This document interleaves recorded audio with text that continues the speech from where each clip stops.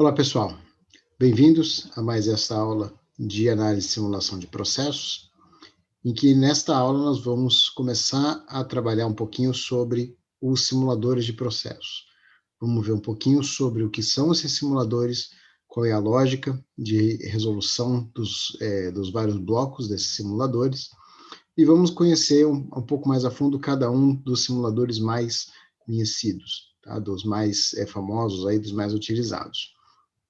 Então, tudo isso visando as próximas aulas em que a gente vai se aprofundar no uso de um dos simuladores mais difundidos, mais conhecidos e utilizados por ser um simulador gratuito, que é o simulador Coco.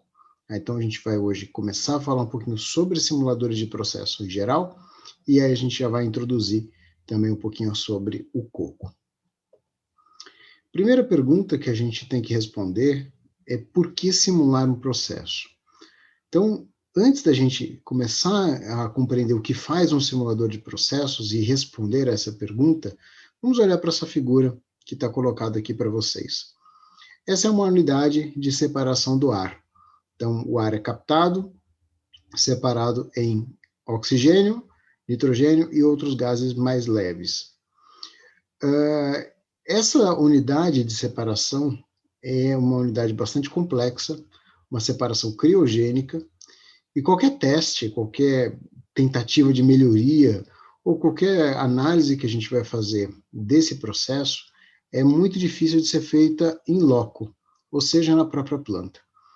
Portanto, uma representação desse processo, uma representação do modelo matemático desse processo é muito importante e é muito bem-vinda para que a gente possa fazer alguma modificação, alguma alteração, ou qualquer tipo de estudo visando uma melhoria, né, nas condições operacionais dessa planta.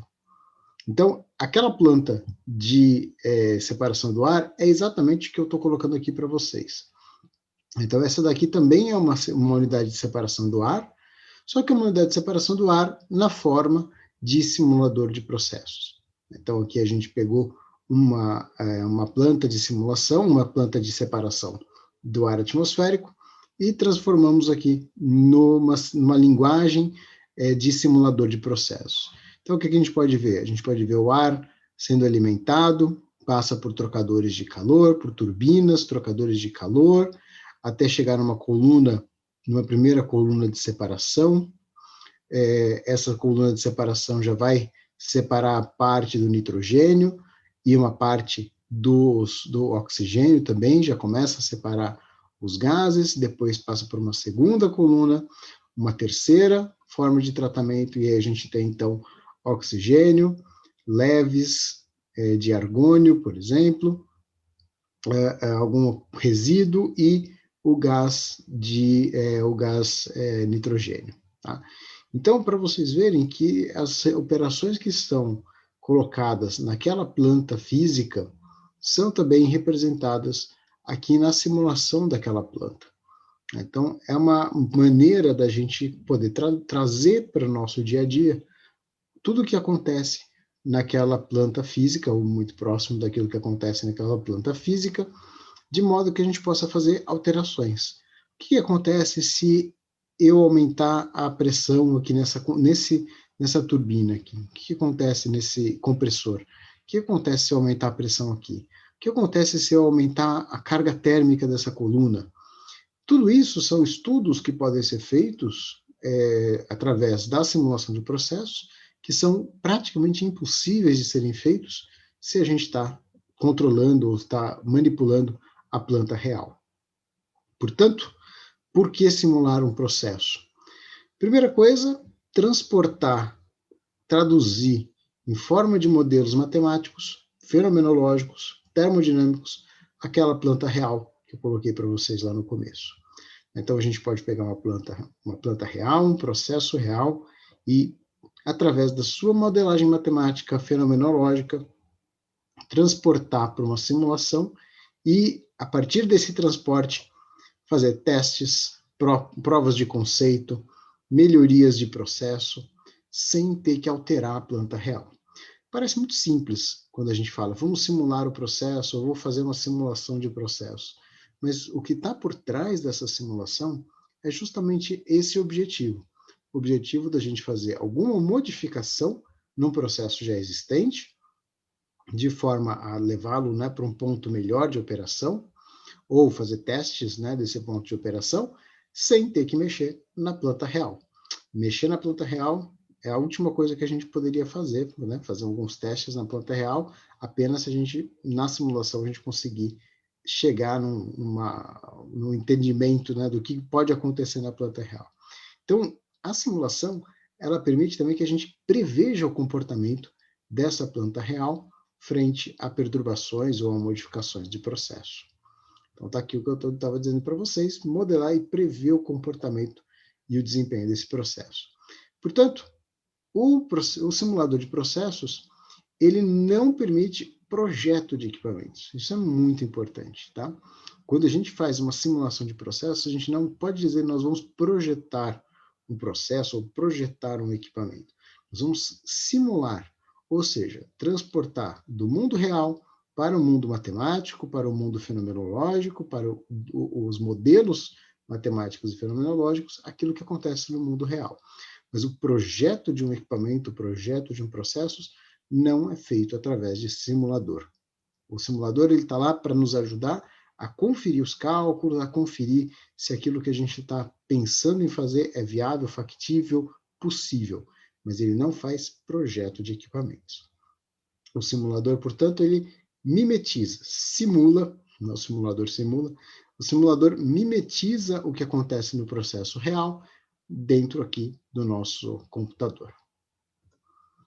Vamos pensar qual que é a diferença entre simulação e projeto para que vocês fiquem bem tranquilos e saibam que vocês nunca vão projetar usando um simulador. Vocês vão simular, vocês vão mimetizar o processo real. Então, aqui eu tenho um diagrama de processos, um fluxograma de processos, e nesse fluxograma de processos eu tenho correntes de entrada, eu tenho condições operacionais, eu tenho operações unitárias e eu tenho correntes de saída. Essa é a primeira análise que a gente vai fazer. Então, o que é conhecido nesse primeiro desenho que eu dei para vocês? As correntes de entrada, as operações unitárias, as condições operacionais são conhecidas. Tudo isso a gente alimenta ao diagrama de processos. O que nós extraímos do diagrama de processos são as correntes de saída. Guardem essa imagem. Outra possibilidade. Nós temos ali o nosso diagrama de processos, alimentamos as correntes de entrada e as correntes de saída. Então, agora eu tenho conhecidas correntes de entrada e correntes de saída. E tenho como desconhecidas as operações unitárias e as condições operacionais. Então, são duas maneiras de enxergar um diagrama de processos distintas. São dois objetivos diferentes de se usar um diagrama de processo. No primeiro, nós estamos fazendo uma simulação. Por que uma simulação? Porque nós já conhecemos o que entra, nós já conhecemos que operações unitárias eu tenho ali, nós já conhecemos as condições operacionais. Qual é a única incógnita que nós temos? As correntes de saída. Tá? Então, essa é a única incógnita. Quando a gente tem um problema desse tipo, nós temos um problema de simulação. Por outro lado, quando nós conhecemos o que nós queremos de entrada e de saída, então esses são dois dados alimentados ao diagrama de processos, nós desconhecemos as condições operacionais ou as operações unitárias, ou ambas as coisas ao mesmo tempo. Nesse caso, nós temos um problema de projeto. O projeto ele vai visar elencar a sequência de operações unitárias para que eu atinja as condições de entrada e de saída da minha planta. E não só essas operações, esse conjunto de operações unitárias, ou essa sequência de operações unitárias, mas também as condições operacionais em cada uma dessas operações unitárias.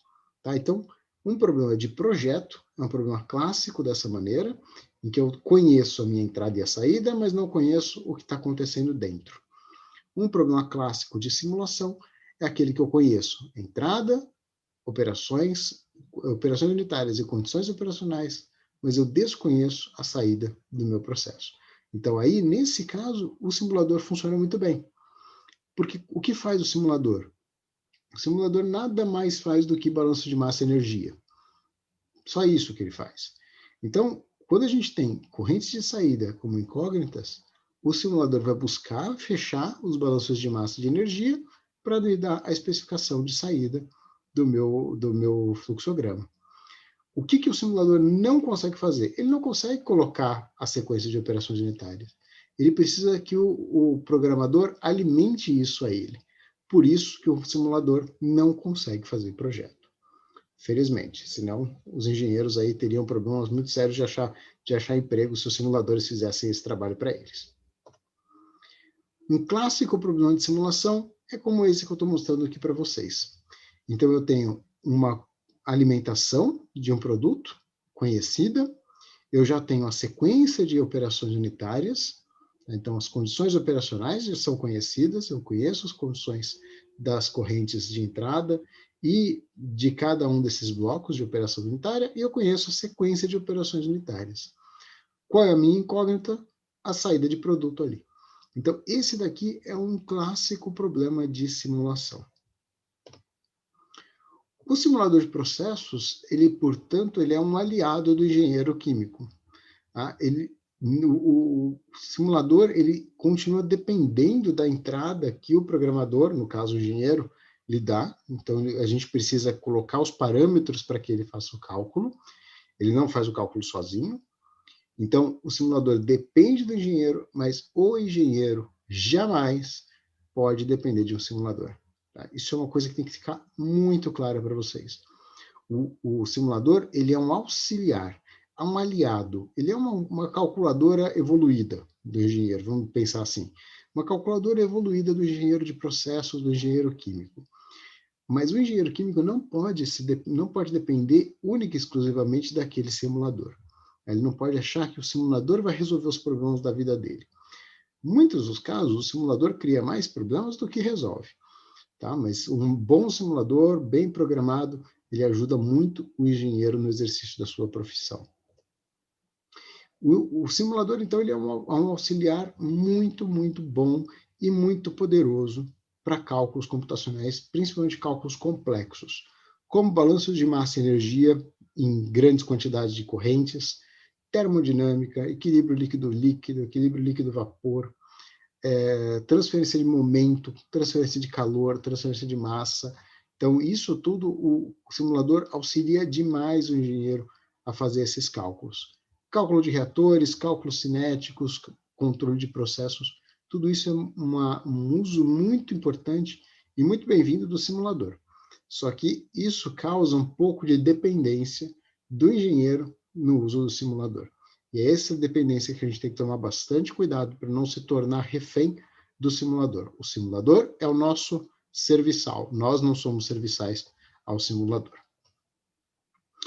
Bom, com relação às abordagens de simulação, nós temos basicamente 3 possibilidades de abordagem de simulação. A primeira delas, e a mais clássica e a mais empregada nos simuladores convencionais, é a abordagem sequencial modular. Nessa abordagem sequencial modular, cada operação é calculada em uma sequência bem definida. Tá? Os balanços de massa e energia, eles são solucionados, são fechados bloco a bloco, e a alimentação do bloco seguinte depende da solução do bloco antecessor. Então, é como se a gente realmente imaginasse um diagrama de blocos, cada bloco representando uma operação unitária, fecha o primeiro bloco, passa para o seguinte, fecha o bloco, passa para o seguinte. Essa é a lógica de sequencial modular. Então, cada módulo é uma operação unitária e essa solução dos balanços é feita sequencialmente.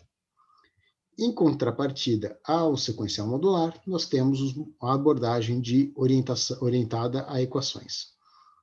Nesse caso de abordagem orientada a equações, o processo ele deixa de ser uma caixinha, deixa de ser uma série de caixinhas para ser um conjunto de equações algébricas não lineares que devem ser resolvidas simultaneamente. Então, a gente, em vez de representar uma bomba, um trocador, a gente representa todas essas operações como sendo uma sequência, uma série de equações, e essas equações elas têm que ser resolvidas simultaneamente, ou seja, ao mesmo tempo e, enfim, não ao contrário de ser relacionada em blocos, né? Sequencial. Ela é solucionada todas ao mesmo tempo, buscada a solução de todas essas equações ao mesmo tempo. E a terceira abordagem é uma abordagem híbrida entre essas duas, que é a simultâneo modular. Então, a abordagem simultâneo modular, ela vai combinar aspectos das duas abordagens, sequencial modular e orientada à equação, e vai, então, levar a esses resultados de uma maneira que ela tem os módulos, só que os módulos são calculados todos ao mesmo tempo e não em sequência, como é no caso do sequencial modular. Vamos ver alguns exemplos desses tipos de abordagem. Alguns simuladores que trabalham no modo sequencial modular, que são, como eu falei para vocês, são aqueles mais famosos que nós conhecemos, como, por exemplo, o Aspen HYSYS e o Aspen Plus. Então, esses dois simuladores, se vocês se lembrarem da tela desses simuladores, vocês vão ver que eles têm vários bloquinhos. Cada bloquinho ali bem bonitinho, né? Eles têm ali os desenhos, representações gráficas, mas eles são bloquinhos. Então, cada bloquinho representa uma operação unitária e cada operação unitária é resolvida uma única vez, aliás, por sua vez, e depois alimenta o bloco seguinte. Um outro simulador sequencial modular muito conhecido é o COCO, que é o nosso objetivo, é chegar no final dessa aula conhecendo um pouquinho mais do que faz o COCO. E o outro simulador muito conhecido sequencial modular é o DWSIM. Esse DWSIM, eu gostaria de, né, sempre gosto de destacar, é um simulador projetado por um brasileiro.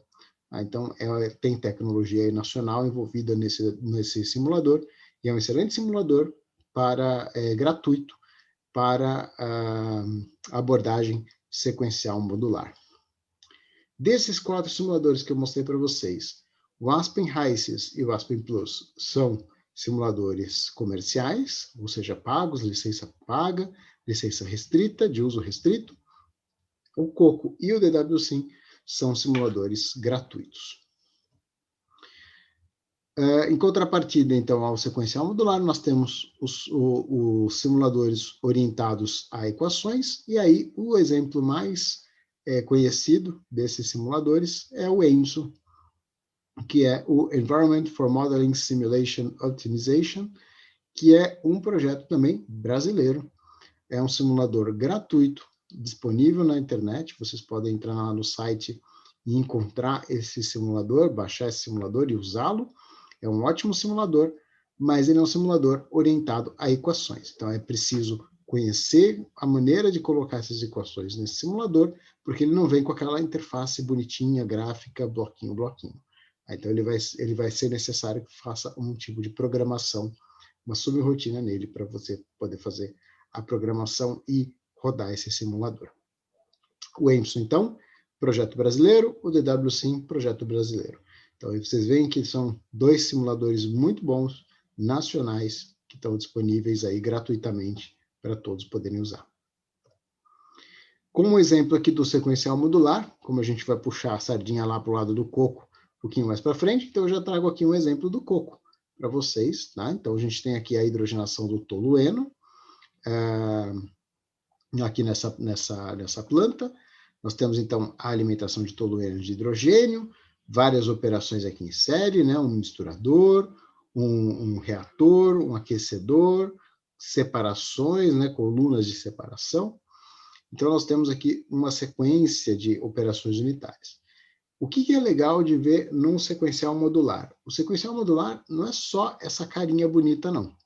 O que acontece? Quando a gente dá o run, né, o rodar nesses simuladores sequenciais modulares, ele vai fechando bloquinho a bloquinho os balanços, e aqui a gente tem um reciclo, ele volta e fecha e faz o reciclo e fecha de novo.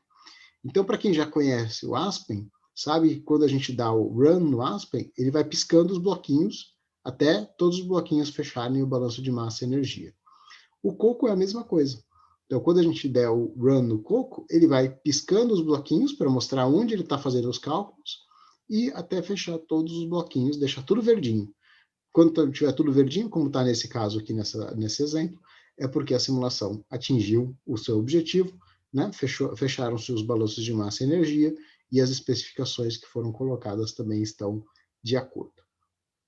Então, esse é o princípio do sequencial modular. Ele vai bloquinho a bloquinho, fechando os balanços de massa e energia. Se tem um reciclo, ele volta, fecha de novo, volta, fecha de novo. Então, ele faz vários loops de iteração, até chegar no resultado final. Os sequenciais modulares, eles têm algumas vantagens que são muito conhecidas. Então, a primeira delas é que é muito fácil de aprender e de implementar. Então, realmente, se você conhece um pouco de simulação no Aspen, você trabalha bem com o Coco. Se você conhece bem o Coco, você trabalha bem com o DWSim. Então, são estratégias, né, ou formas de você implementar uma simulação que são muito fáceis e conversam entre si.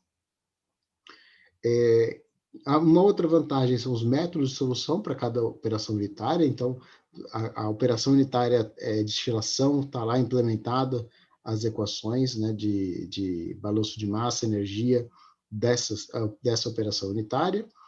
É muito versátil, porque os blocos podem ser inseridos, retirados com facilidade. Então, de uma corrente para a entrada de um reator, eu posso colocar um trocador, ou eu posso tirar esse trocador, colocar depois, enfim, posso fazer vários arranjos.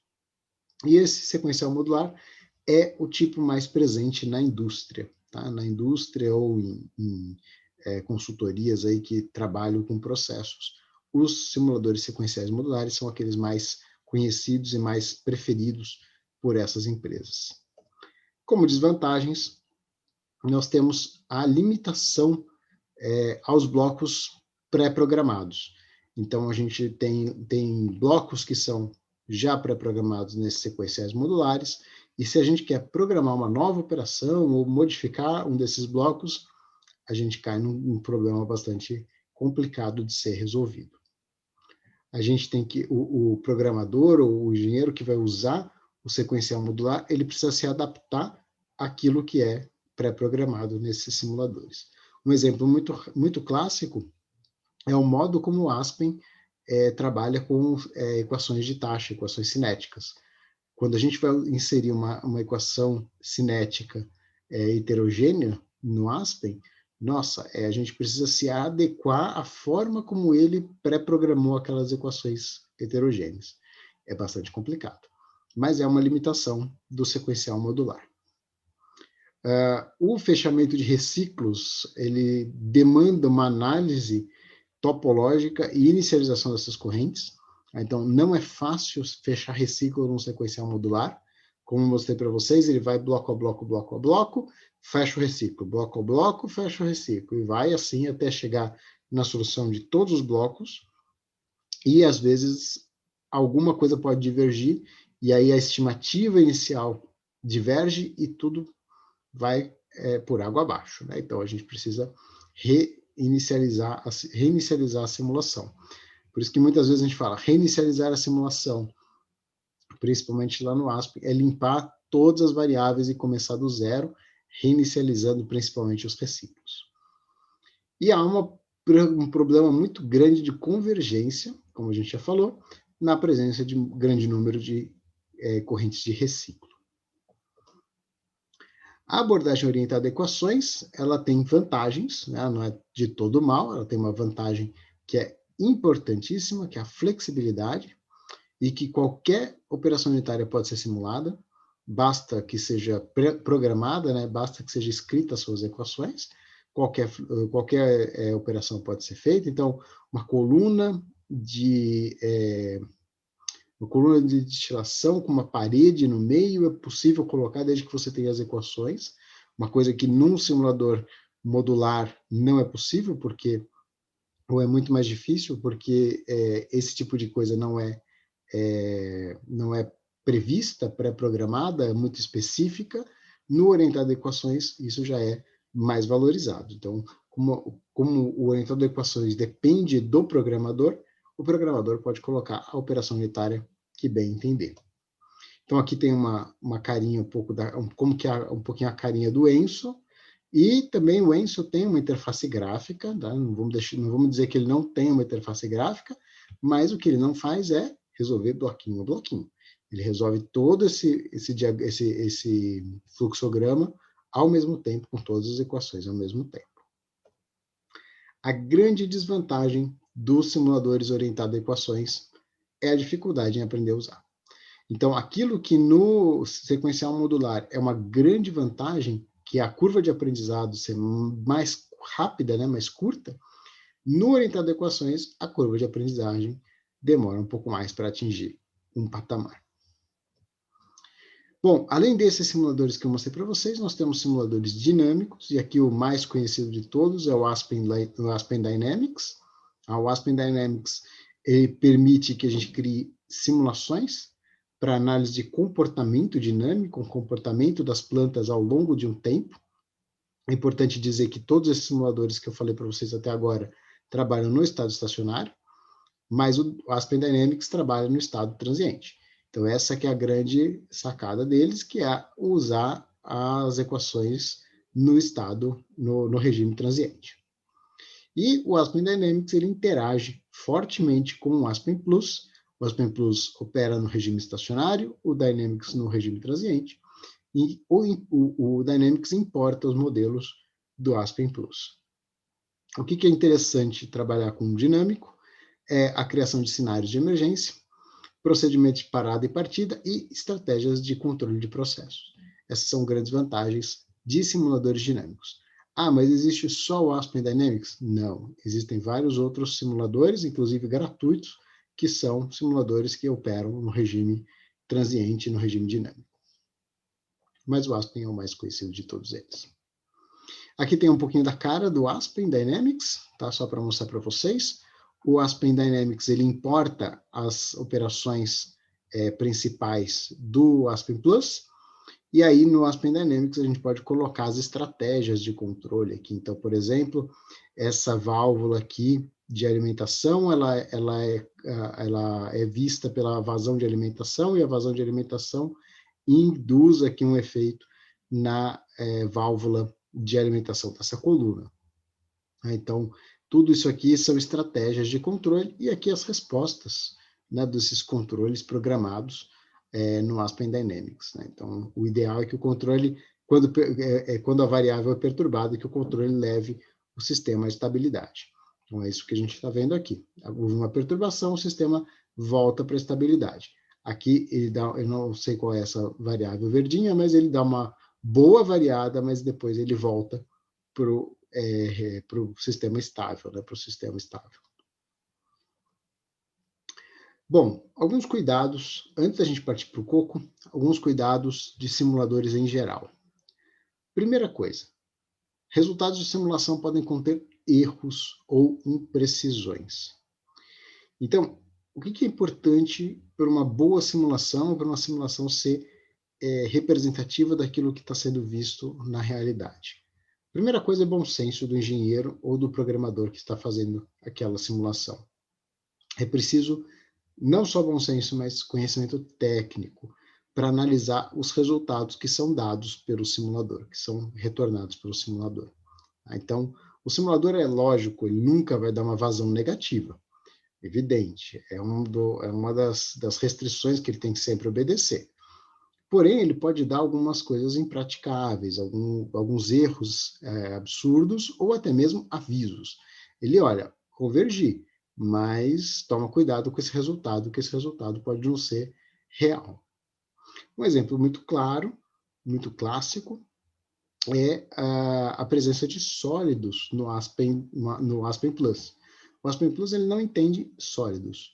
Então, se um material solidifica numa tubulação, ele vai continuar escoando esse material normalmente. Ele vai dizer, olha, a fase aqui é sólida, mas ele continua escoando normalmente. É uma restrição, é um problema do Aspen Plus. E se o engenheiro não presta atenção que isso aconteceu, ele vai falar, olha, a simulação funcionou, estou escoando o material, balanço de massa e energia fecharam. Só que ele não vai perceber que ele está passando sólido pela bomba, ele está passando sólido pelo compressor. Tem que tomar bastante cuidado com isso, porque isso é algo absurdo. O simulador ele é um resolvedor de equações, como eu já falei para vocês lá no começo. Cabe aqui em sérios parâmetros fazê-lo com cuidado. Tá? Então, quando a gente vai inserir os dados no simulador, a gente precisa ter certeza daquilo que a gente está inserindo. O que o simulador vai fazer para a gente? Balanço de massa, balanço de energia e, claro, levar em consideração a termodinâmica. Mas o bom simulador, o simulador é tão bom quanto aquele que o programa. E é sempre importante, como eu falei ali no comecinho, que a cada simulação, a cada resultado obtido, a pessoa que está fazendo a simulação faça uma análise crítica dos resultados. Esse resultado é praticável, é esperado, é factível? E nunca confiar cegamente nos resultados do simulador. Como eu dei o exemplo para vocês, o simulador calculou balanço de massa e energia, só que o produto solidifica dentro da tubulação. Se o produto solidifica na tubulação, o mais simples que vai acontecer é a tubulação entupir. Mas num processo real, isso jamais a gente vai continuar passando vazão por essa tubulação. A gente vai ter uma queda de pressão muito grande, vai entupir a tubulação, ela vai ficar bloqueada, e o pior dos casos, a tubulação pode até romper. Então tem que tomar bastante cuidado com o tipo de resultados que o simulador fornece para a gente. Bom, vamos começar então agora a falar sobre o COCO, que é o nosso simulador de escolha dessa disciplina, e por que a gente está escolhendo o COCO para essa disciplina, e vamos falar um pouquinho sobre o próprio tipo do simulador, que é Cape Open. Então, o que é Cape Open? Cape Open é um conjunto de interfaces, de softwares que permitem a interoperabilidade entre eles. Tá? Então, é uma porta que permite que outros softwares se conectem a estes, né? Então, são vários softwares que podem se conversar e permitem essa operabilidade plug and play. Então, a saída de um pode alimentar um outro software. Então, o COCO, ele é um software completamente Cape Open. Cape Open to Cape Open. Esse é o nome, né? COCO. Cape Open to Cape Open. E ele permite receber informações de outros softwares e permite enviar informações para outros softwares. Então, por exemplo, ele permite alimentar uma planilha Excel e receber informações de uma planilha Excel. Ou então, ele permite uma integração com o Aspen. Então, se a gente tem ali um projeto em que o pacote termodinâmico é complexo e não tem no COCO, pré-programado no COCO, eu posso ir lá no Aspen, puxar o banco de dados termodinâmico, alimentar o COCO vai fazer os cálculos e devolver os resultados para nós. Então, essa é a vantagem do Cape Open. O COCO, então, como eu falei para vocês, Cape Open to Cape Open. Ele é um ambiente de simulação em estado estacionário, compatível com Cape Open, né, com essa lógica Cape Open, e é gratuito. Tá? Então, aí está uma das grandes vantagens desse simulador. Então, o COCO, ele tem um grande número de operações unitárias, praticamente as mais conhecidas operações unitárias, as mais utilizadas operações unitárias, divisor, misturador de fluxo, trocador de calor, colunas de destilação, compressores, bombas e reatores. Estão todos lá pré-programados dentro do COCO. Ele dispõe de uma boa biblioteca termodinâmica, embora não tenha uma série de modelos, né, como é o caso do Aspen. O Aspen tem pacotes termodinâmicos dos mais diversos. O COCO é bem mais modesto nessa área, mas ele representa bem a grande maioria dos processos, né, ele tem os pacotes termodinâmicos que representam a grande maioria dos processos. Como reatores, ele tem todos os tipos de reatores mais conhecidos, então desde reator de conversão, de equilíbrio, o CSTR, minimização de Gibbs e PFR, estão todos lá pré-programados no COCO.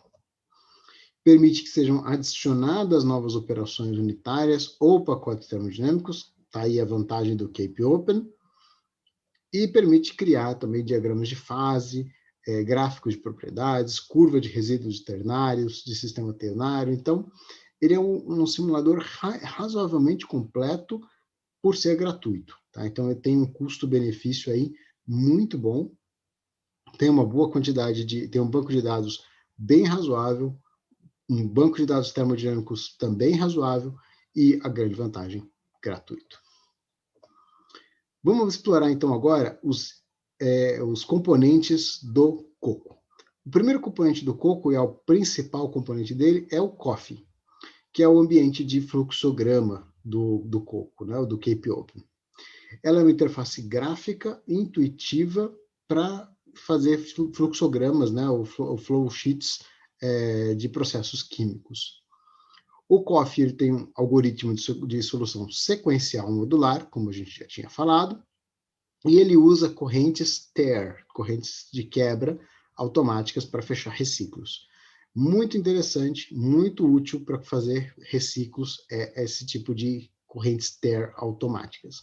Lá no Aspen a gente tem que programar essas correntes tear, o que dificulta bastante na hora de fechar reciclo.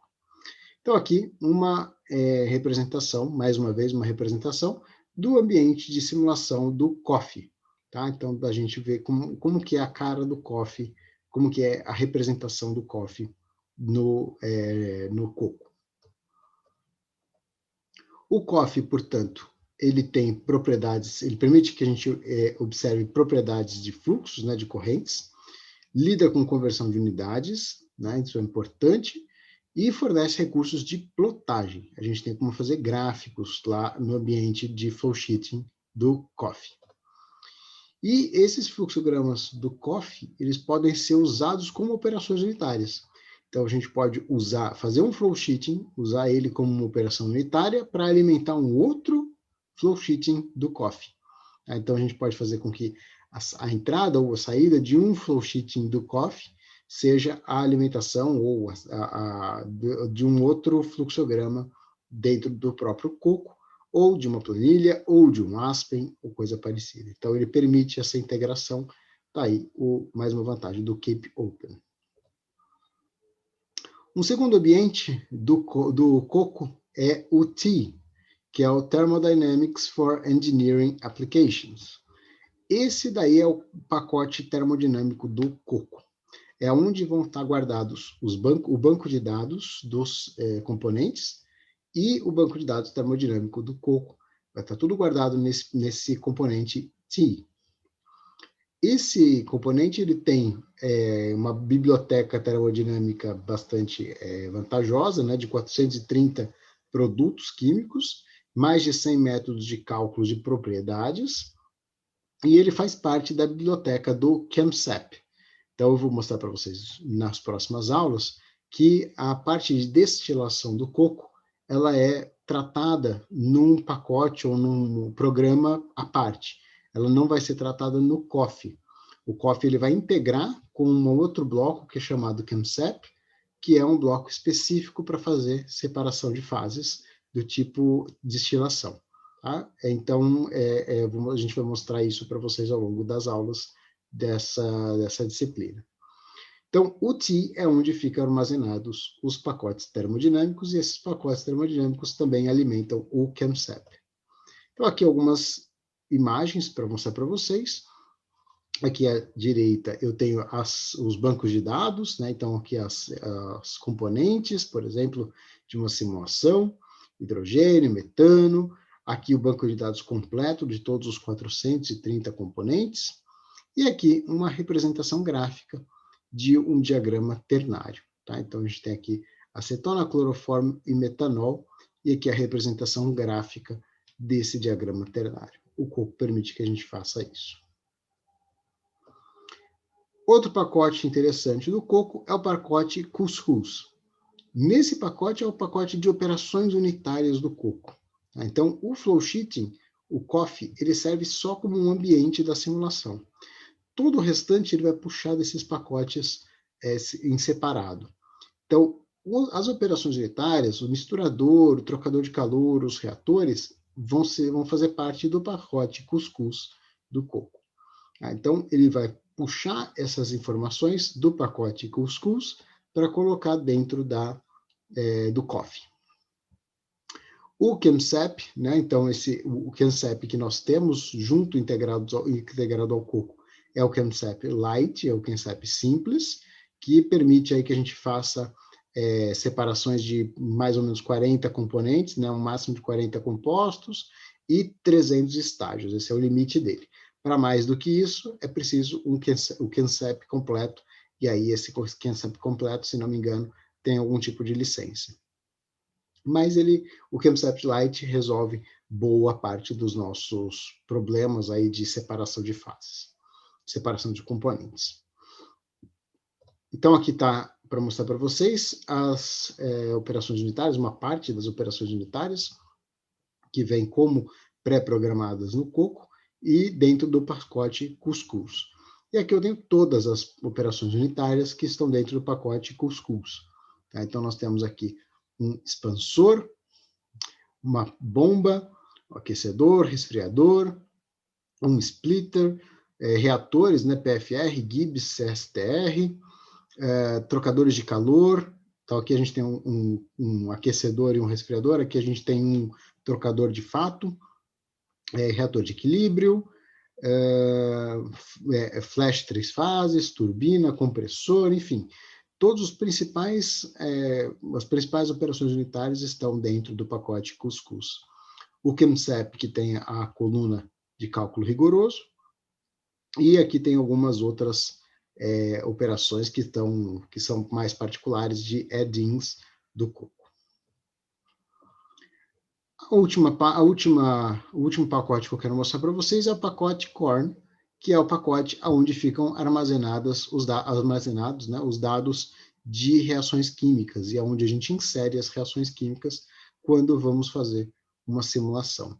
Então, esse é o pacote Cape Open Reaction Numerics, em que eu vou tratar as reações químicas. Ele vai facilitar muito a nossa vida quando a gente for especificar uma reação cinética, uma reação de equilíbrio, permite que a gente programe uma reação heterogênea, então tem uma versatilidade bastante grande, e ele trabalha com vários tipos de reatores. Reator de conversão, CSTR, PFR, como a gente já comentou.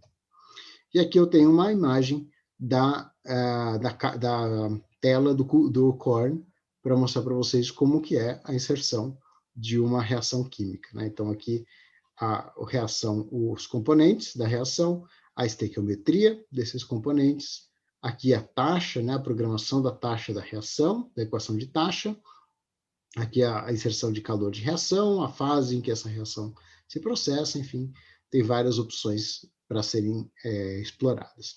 E a gente vai explorar isso ao longo do tempo aí da disciplina com vocês. Bom, para a gente fechar, só um comparativo entre o mais famoso simulador comercial, que é o Aspen Plus, e o mais famoso simulador não comercial gratuito, que é o Coco. Então, o Aspen, particularmente, essa é a minha visão, o Aspen é muito mais adequado à pesquisa científica, então, a nível pós-graduação, do que a nível graduação, enquanto que o Coco ele é bastante adequado aos objetivos da graduação, que é ensinar um simulador de processos e usar esse simulador como auxiliar das disciplinas de graduação.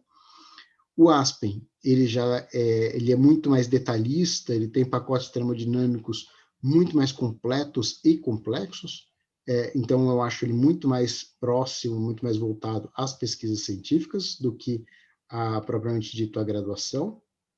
Ele tem um banco de dados assim, imensamente maior do que o do Coco, tá? Então são aí de 15 a 17 mil componentes, dependendo da versão do Aspen, enquanto que o Coco tem apenas 430 componentes, então é um banco de dados muito mais modesto, muito mais restrito, mas novamente precisa ver qual é a aplicação desses dois softwares.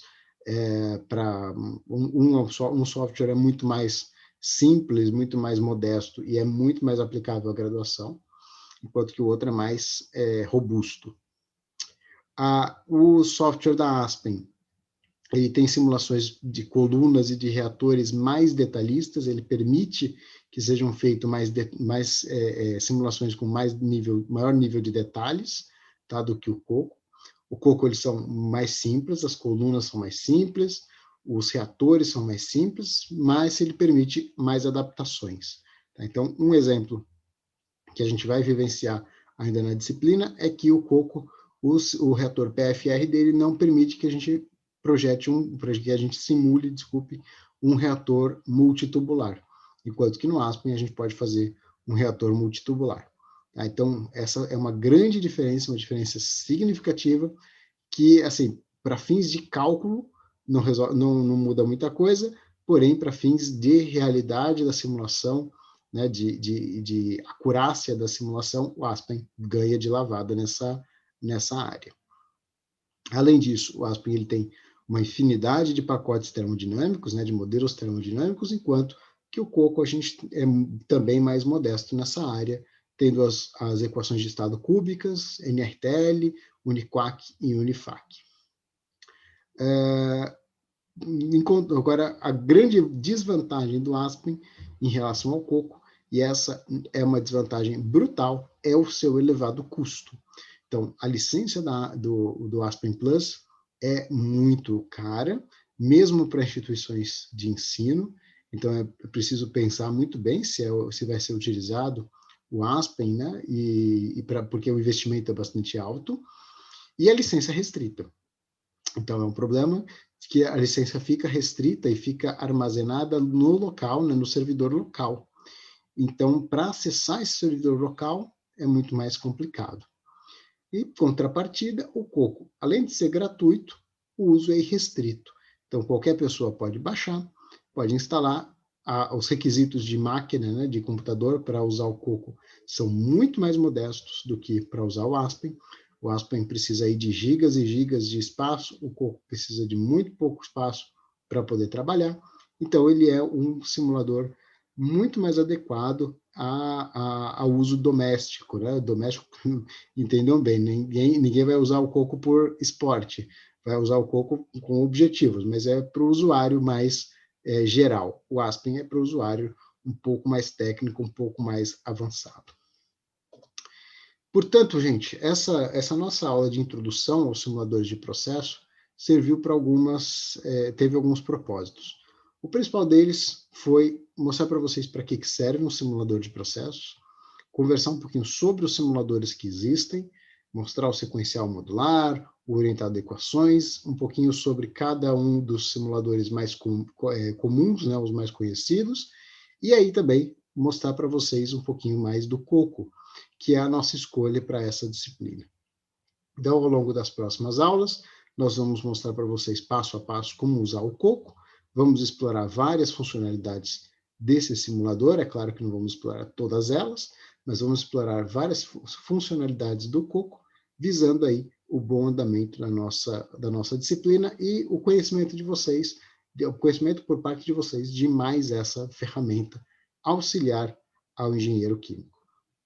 Termino aqui com essa figura maravilhosa de uma simulação de um processo. Esse aqui é o simulador Pro 2, é um outro simulador que eu não comentei com vocês, mas só para mostrar para vocês o nível de complexidade e de detalhamento que a gente pode ter numa simulação de processos. Bom, é isso que eu tinha para passar para vocês e a gente se vê, então, na próxima aula. Até lá!